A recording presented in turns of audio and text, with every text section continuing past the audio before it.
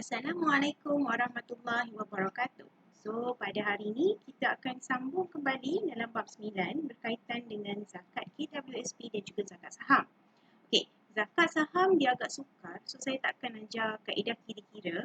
Okey, tapi kita akan tengok serba sedikit lah dia punya formula supaya tak adalah para pelajar tak tahu langsung mengenai zakat saham. Okey, so kita teruskan mengenai zakat KWSP. Okey. Sekejap saya nak cari slide dulu. Okey,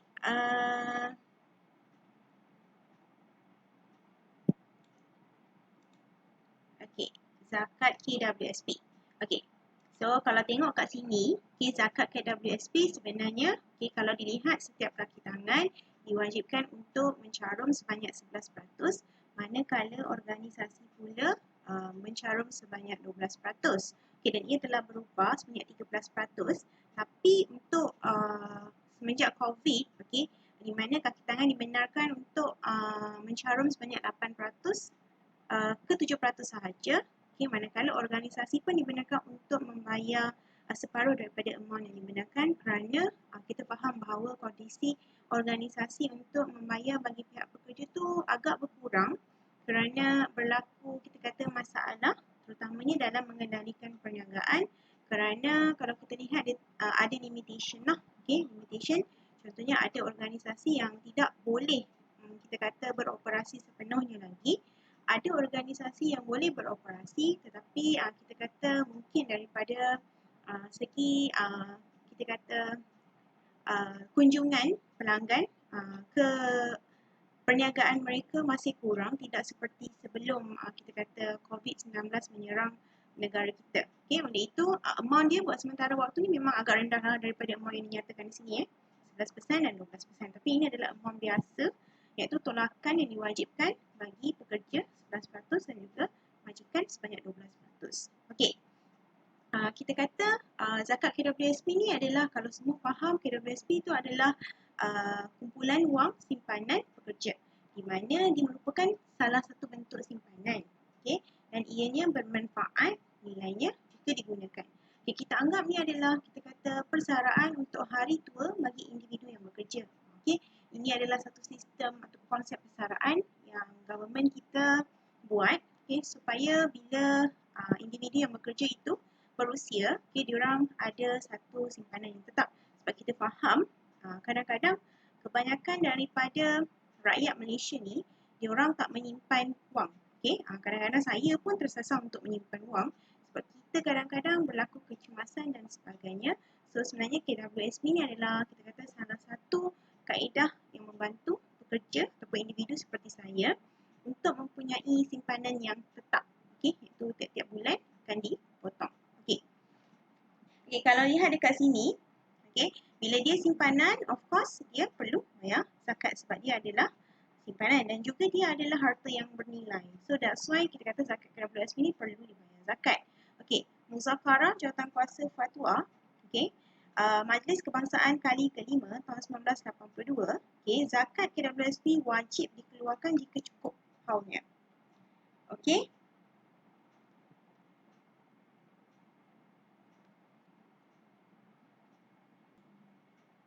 Okay, ini merupakan antara pandangan awal ataupun muzakarah kita kata keputusan awal pada tahun 1982 lah, di mana pada tahun tersebut dia menjadikan haul sebagai kita kata salah satu dia punya syarat.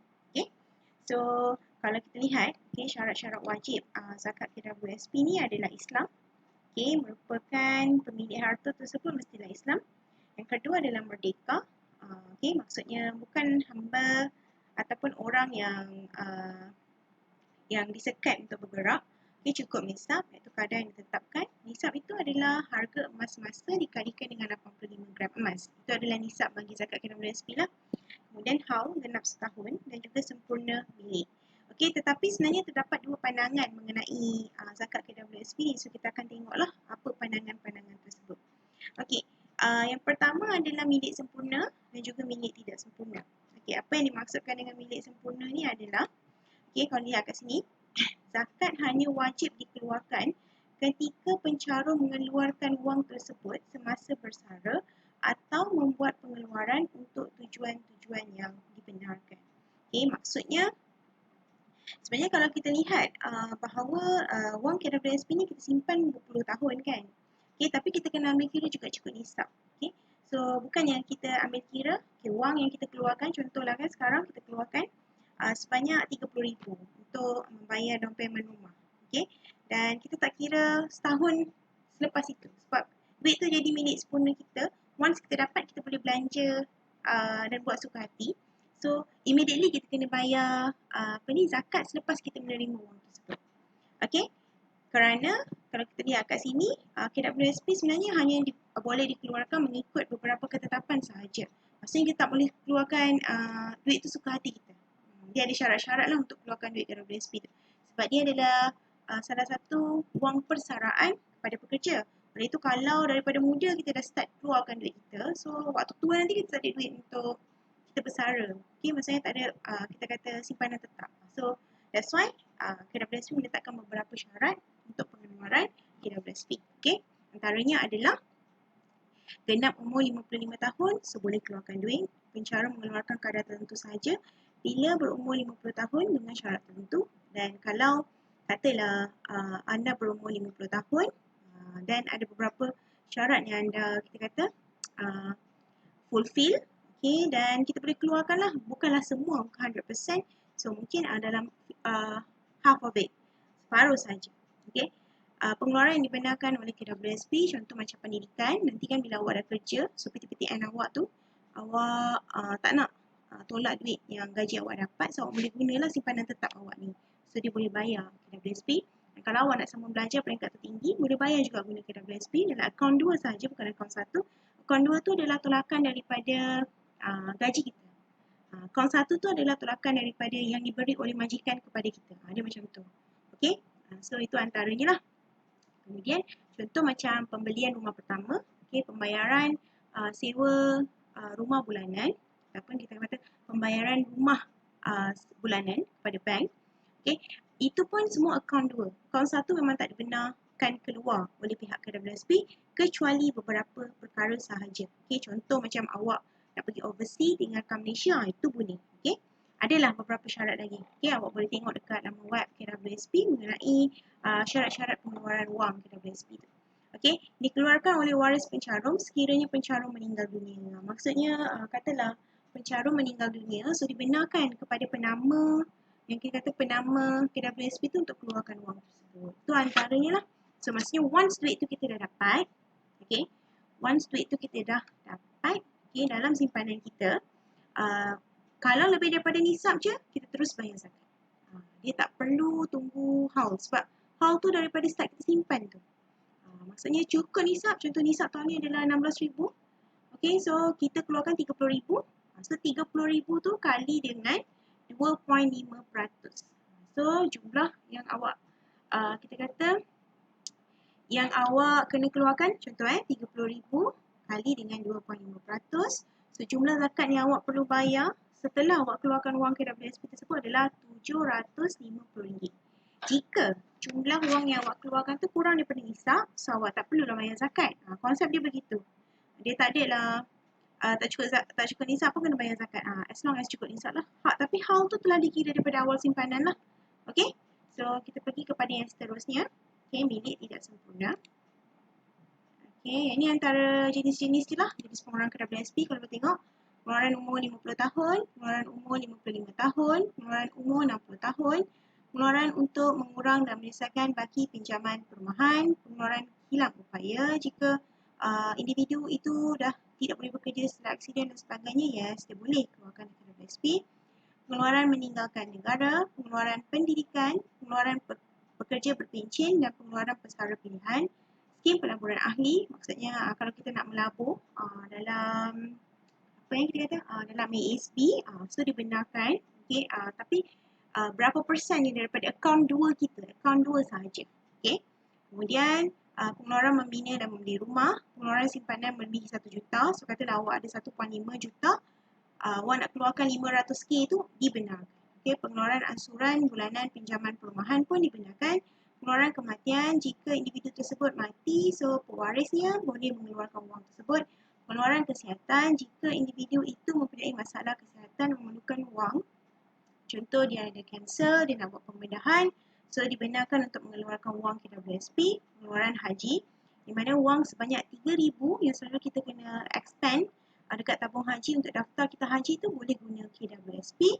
Dan pengeluaran perumahan fleksibel yang paling baru adalah pengeluaran iLestari yang telah diperkenalkan oleh PM kita, Muhyiddin Yassin. Di mana semenjak COVID ni, para pekerja yang mempunyai KWSP boleh mengeluarkan setiap bulan paling banyak adalah sebanyak 500, paling sikit adalah sebanyak RM50 daripada akaun 2. Daripada akaun 2. Sebab dia takut ada yang terpaksa diberhentikan kerja sebab syarikat ditutup. Oleh itu, untuk menampung sara hidup tu bolehlah mengeluarkan KWSP. Nama program tersebut iLestari. Paling sedikit amount yang boleh dikeluarkan RM50, paling banyak adalah 500. Pengeluarannya telah bermula pada 1 Mei yang lalu. So, adalah antara bentuk-bentuk pengeluaran yang baru yang sentiasa mengikut keperluan semasa. Yang kedua adalah milik tidak sempurna. Caruman pekerja akaun 2 yang tersimpan dalam KWSP dikenakan zakat apabila cukup nisab dan cukup haul. Zakat perlu dikeluarkan secara tahunan walaupun wang berada di dalam tabung KWSP. Macam yang kita tahu, sebenarnya wang yang kita simpan dalam akaun 2 KWSP itu sebenarnya adalah duit kita. Tapi kita tak boleh belanja sesuka hati. Sebab itu dipotong daripada gaji kita. Akaun 2 tu dipotong daripada gaji bulanan kita dan dimasukkan ke dalam KWSP as simpanan hari tua kita. Oleh itu, sebenarnya ada pendapat yang mengatakan bahawa jika wang tersebut dalam akaun 2 telah melebihi nisab dan haul, maka perlu dikeluarkan zakat tahunannya. Contohlah akaun 2 awak ada 16,000. Sebab nisab 16,000, awak kena bayar 2.5%. Untuk tahun pertama awak bayar 400. Katalah next year-nya awak ada dalam 25,000. Awak kena bayar 2.5%, awak kena bayar RM625. Dia punya konsep begitulah. Maksudnya jika dalam akaun 2 kita tu makin meningkat, setiap tahun kita perlu bayar zakat. Sebab walaupun kita tak boleh belanja suka hati duit tersebut, tapi sebenarnya duit tersebut adalah hak milik kita. Yang kita simpan lah. Kita simpan dalam akaun KWSP kita. So, wajib untuk kita bayar zakat lah sebenarnya. Bagi duit di akaun 2 sahaja. Di akaun 1 tak boleh. So, mari kita kira zakat. So, kalau kita lihat kat sini, Encik Kamil bekerja sebagai seorang guru. Bermula daripada umurnya 23 tahun. Beliau mempunyai simpanan di KWSP sepanjang 20 tahun bekerja. Potongan KWSP daripada gaji beliau adalah sebanyak RM350. Andaian nisab bagi situasi ini ialah 16,800. Mesti nak suruh kita kira berapa zakat yang perlu dibayar oleh Encik Kamil tadi. Yang ni saya tak ada dia punya. Ini adalah soalan dia. Berikan 2 peraturan KWSP yang menjadikan syarat sempurna milik dapat dipatuhi. Berikan 2 peraturan KWSP yang menjadikan syarat sempurna milik dapat dipenuhi. Soalan yang kedua, sebenarnya salah tu, yang ni tukar Encik Kamil. Kirakan zakat yang perlu dibayar oleh Encik Kamil. Yang ketiga, terangkan 2 jenis zakat harta dan syarat-syarat khusus zakat tersebut. Ini tak ada kena-mengena lah. Cuma dia nak recall sahaja. Yang ni awak kena padam sikit sebab yang ni memang bukan Puan Zarina. Yang ni adalah Encik Kamil. Kita lihat balik. Okey, kita tengok kat sini kan. Menjadikan syarat sempurna milik dapat dipenuhi. Okey. Yang pertama, okey, pengeluaran yang dibenarkan oleh KWSP. Okey, so yang ni lah. Okey, jawapan dia ada dekat yang ni. Yang ni. Sorry. Random ni pun. Sekejap ya. Yang ni. Okey, yang ni. Genap umur 55 tahun. Ketetapan dia. Okey. Pencarum mengeluarkan kadar tertentu sahaja bila berumur 50 tahun dengan syarat-syarat tertentu. Pengeluaran yang dibenarkan oleh KWSP sahaja dikeluarkan oleh waris pencarum sekiranya pencarum meninggal dunia. Okay, dan kalau siapa yang ada buku bawa balik rumah, boleh tengok page 82, okay, bahagian bawah milik sempurna, itu adalah jawapan dia. Okay, itu adalah jawapan dia. Okay, so sekarang kita akan pergi kepada soalan sebab dia suruh kita kira zakat. So, kita akan kira zakat lah, berapa yang perlu dibayar oleh Encik Kamil. Okay, saya tak buat kiraan kira-kira, tapi saya akan hantarkan dalam satu slide bagaimana kira dia. Okay, dalam video ni saya tak sempat nak buat. Okay, nanti saya akan buat extra slide lah. So, saya akan attach slide tu bersama dengan video ni so awak boleh tengok dalam slide tersebut. Okay, katalah dia berumur 23 tahun. Dia simpan 20 tahun. Okay, potongan KWSP adalah 350. Ni Kamil Okay, Kamil. Sebulan disimpan 350 kali 12 kali 12 ni 12 bulan kali dengan 20 tahun. Okey. Okey, 350 kali 12 bulan. Okey, kali 12 bulan kali dengan 20 tahun. So, amount yang dia ada adalah 84,000. Okey, ini adalah dalam akaun 2 dia, bukan akaun 1. Okey, andaian nisab dia adalah 16,800. So, Kamil perlu bayar zakat ke tidak? Perlu. Okey, sebab duit simpanan KWSP dia lebih daripada nisab tersebut. So, 84,000 kali dengan 2.5%. So, beliau perlu bayar 2,100 bagi tahun yang kita kalkulate ni. Tahun depan amount dia akan bertambah. Contoh, jadi 21 tahun, so amount yang 84,000 ni akan bertambah lagi. Okay, so dia kena bayar amount lain pula lah. So dia macam tu soalan. Okay, kiraan dia. Memang tak susah, agak mudah sebenarnya. Okay, once kita keluarkan duit, okay, maksudnya kita keluarkan duit KWSP lebih daripada nisab, kita terus bayar zakat. Okay, kalau kita keluarkan duit kurang daripada nisab, so kita tak perlu bayar zakat. Okay, okay. Seterusnya adalah yang ni tak payahlah kot. Terangkan dua jenis zakat harta dan syarat-syarat khusus zakat tersebut. Okey, contoh macam kalau kita tengok perniagaan. Okey, dia punya syarat khusus Islam, merdeka, harta itu mestilah barang yang diniagakan, okey, halal, cukup haul, cukup nisab. Okey, dan dia ada kita kata itu antara syarat khusus dia lah. Kemudian kita ada zakat emas. Okay. Zakat emas pun mudah. Islam, merdeka, cukup haul, cukup nisab. Okay. Itu antara ni lah kita kata syarat-syarat mengeluarkan zakat emas. Tu je lah jawapan dia. Maksudnya dua jenis zakat harta yang ada. Okay. Awak jawab je apa-apa.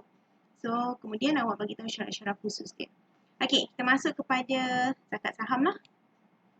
Okay. So zakat saham ni sebenarnya diharuskan oleh syarak. Okay, jika memenuhi syarat-syarat tertentu lah.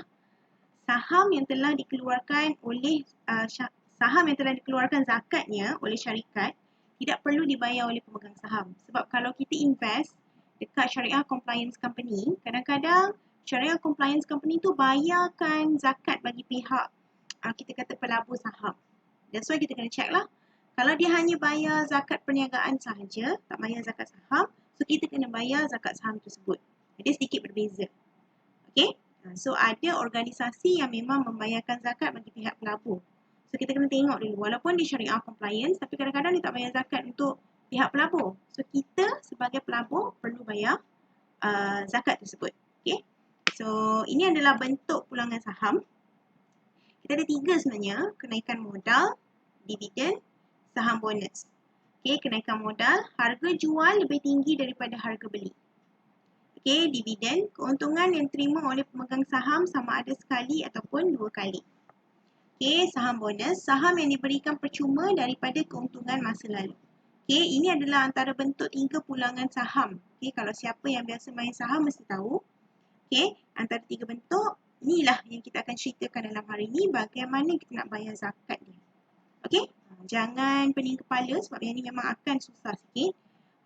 So kita kena bersyukur lah sebab memang korang adalah last batch dan juga Alhamdulillah, okay, berkat kita kata bukanlah nak kata sebab COVID ni korang tak ada final, tapi nak kata ada hikmah di sebaliknya. So final tu ditukar kepada final project. So memang kebanyakan pelajar yang ambil zakat ni tidaklah perlu belajar detail sangat. Tapi kita kena tahu lah juga kan sebab ini antara ilmu yang kita perlu belajar.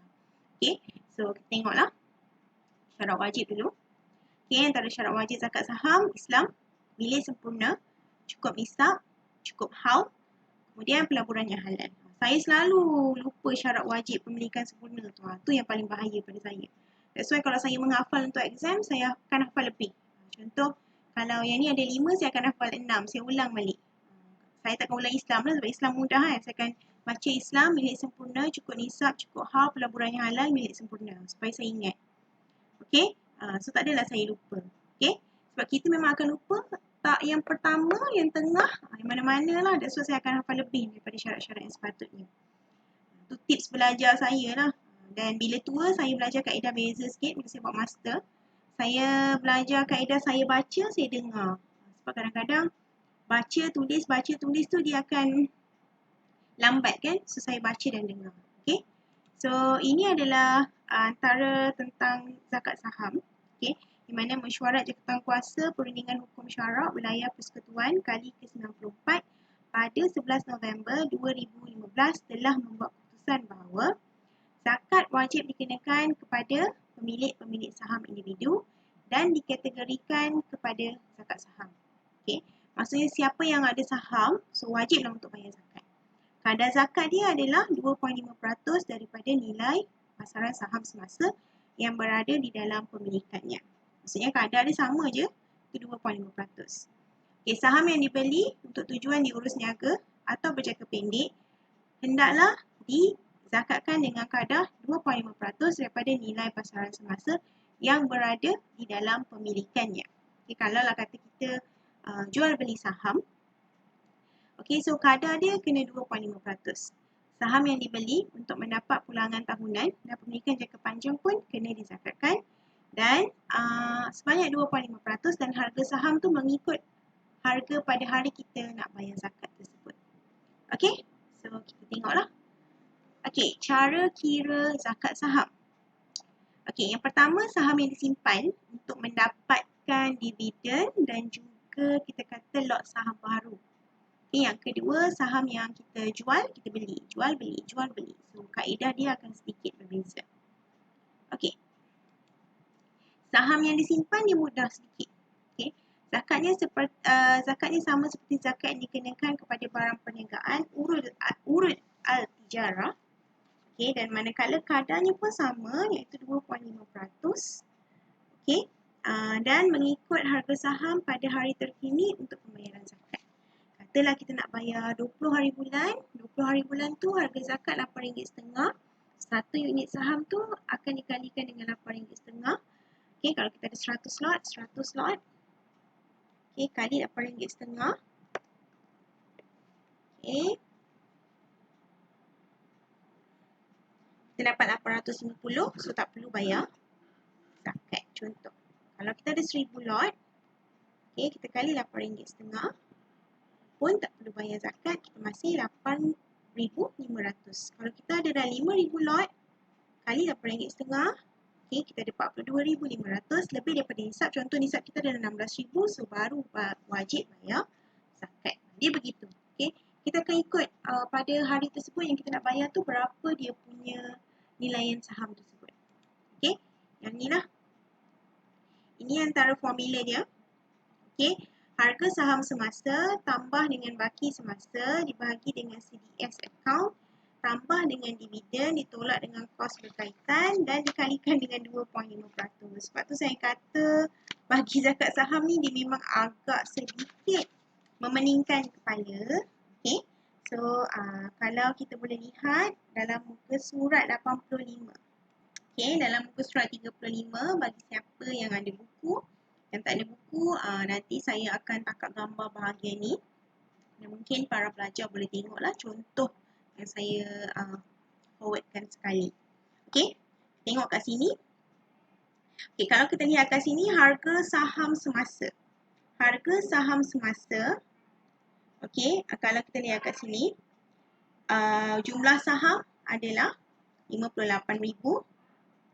Okey, sebab dah kita ada banyak jenis saham daripada syarikat A, syarikat B, syarikat C dan syarikat D.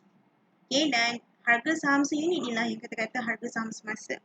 Mana unit saham dikalikan dengan harga saham semasa pada tarikh tersebut. Okey, so jumlah saham adalah 58,000 ditambahkan dengan baki semasa. Okey, baki semasa kalau tengok kat sini adalah baki trust, okey, ataupun CDS account. Itu baki yang memang ada dalam kita punya trusted account lah, sebanyak 12,000.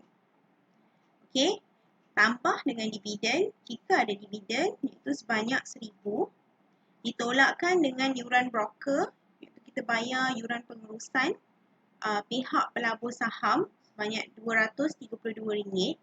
Kemudian jumlah bersih tersebut yang kita kalikan dengan 2.5%. Dalam soalan ni pada muka surat 85, kalau para pelajar boleh tengok, okay, jumlah zakat yang perlu dibayar adalah RM1,769.20 bagi tahun tersebut. Okay, ini adalah kita kata saham saham yang disimpan. Okay, saham yang kita simpan lah. Sebab saham yang kita simpan ni mesti ada kita kata dividen.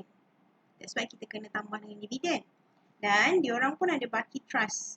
Okay, that's why kita letakkan baki semasa ataupun baki trust di dalam kiraan kita. Maksudnya baki yang kita memang tak boleh jual beli, baki yang memang akan maintain dalam kita punya account.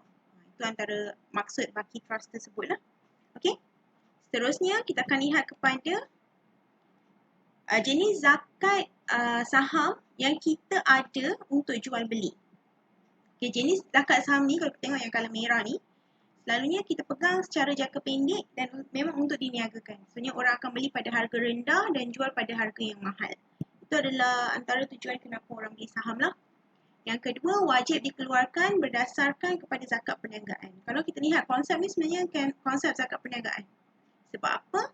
Sebab kita akan memiliki keuntungan. Tak ada orang nak jual waktu harga saham rendah. So mostly orang yang main saham ni, dia akan tunggu harga tinggi dan jual. Okey, dan kadar zakat dia 2.5%.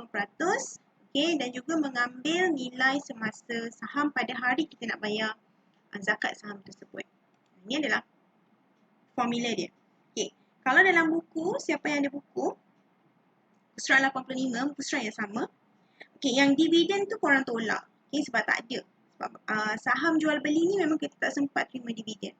Dividen soalnya untuk saham yang memang kita simpan untuk jangka masa yang lebih panjang. Okey, sebab dividen soalnya dalam tempoh setahun baru kita terima. Okey, terlihatlah dia beza dia hanya tiada dividen saja. Tengok yang lain semua sama.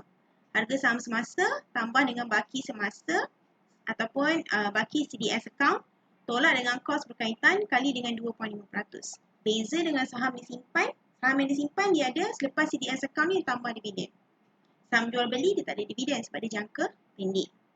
Okay, dalam soalan ni sama je macam soalan kat atas kalau semua boleh tengok. Okay, cuma 58,000 itu jumlah saham yang dia ada pada tarikh tersebut tambah dengan 12,000 baki CDS trust tadi. Okay, tak perlu tambah dividen sebab memang tak ada dividen. Okay, tolak dengan 232 kerana adalah yuran pengurusan untuk broker saham tersebut. Dan baru kita kalikan dengan 2.5%. So, bagi kes ni, okay, jumlah zakat yang perlu dibayar adalah RM1,744.20 sahaja. Okay, saya akan tangkap gambar bagi pelajar yang tak bawa buku. Okay, balik. Kan, kadang-kadang mesti ada terlupa kan sebab gambar. So, bolehlah tengok bagaimana kira zakat saham. Mana tahu nanti berjaya dan main saham. Ini antara bentuk-bentuk zakat yang kita perlu bayar lah. Okay. So, untuk kita kata bagi soalan hari ni. Okay. Soalan yang korang kena jawab untuk kedatangan adalah, okay, macam biasalah, dia akan ada 3 soalan. So, para pelajar boleh buka muka surat 86. Okay, bagi yang ada. Bagi yang tak ada, saya akan hantar juga image ni dalam Google Classroom bahagian yang sama dengan kelas hari ni. So, para pelajar kena buat untuk mendapatkan kedatangan pada hari ini supaya saya dapat lihat sama ada para pelajar faham atau tidak mengenai zakat simpanan ini. Okey? Okey, zakat simpanan dan juga zakat KWSP. Boleh Okey. Soalan dia, okey. Soalan pertama, berapakah kadar zakat simpanan dan zakat KWSP? Okey, kadar zakat simpanan dan zakat KWSP.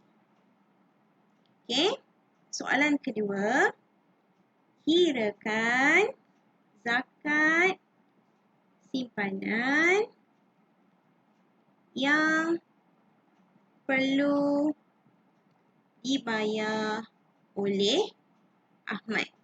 Okay. Soalan mengenai Ahmad ni ada dalam page 86 dan kepada yang tak ada buku, saya akan attach sekali file tersebut. Okay. Okay, bagi soalan yang ketiga, okay, dalam slide saya dah buat soalan tu tapi dalam video ni tak ada lah sebab saya baru buat, so tak sempat nak letak dalam video.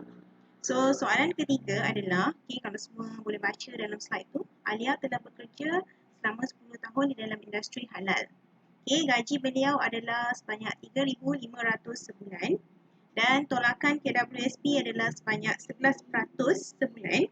Okay, berapa zakat KWSP yang perlu dibayar oleh Alia jika nisab pada tahun tersebut ialah 10,000?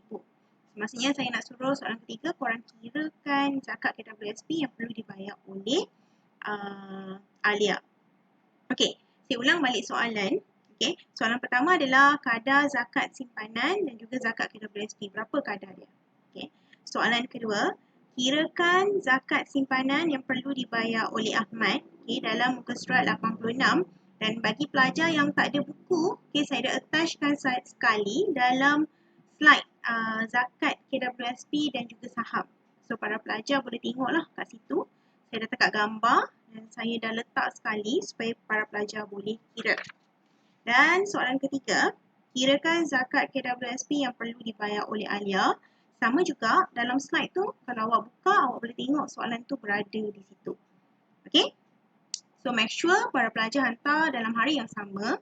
Okay, sebab saya nak kedatangan tu saya boleh tengok lah siapa yang datang, siapa yang tak datang.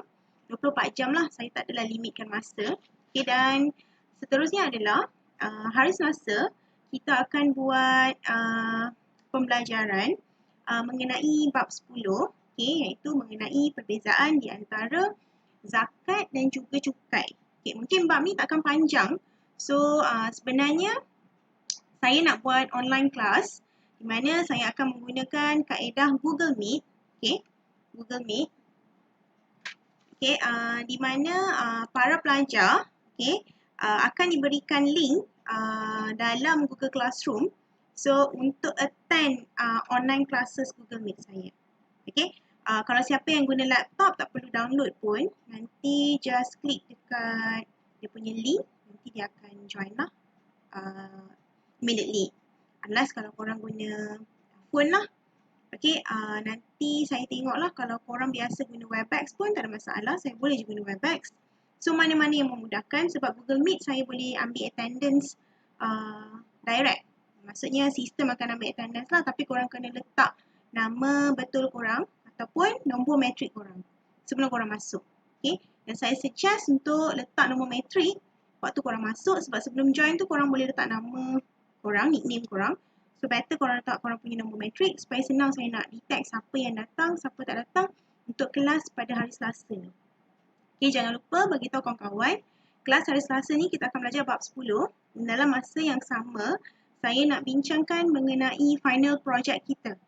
Okay, di mana final akan berlangsung pada 1 hingga 5. Tapi saya bagi tahu projek awal supaya korang boleh hantar within the time frame 1 hingga 5. Okay, nanti waktu korang boleh start awal lah. So, kita akan submit juga guna medium Google Classroom. Saya akan explain pada hari Selasa. Okay, itu sahaja untuk hari ini. Okay, Assalamualaikum warahmatullahi wabarakatuh.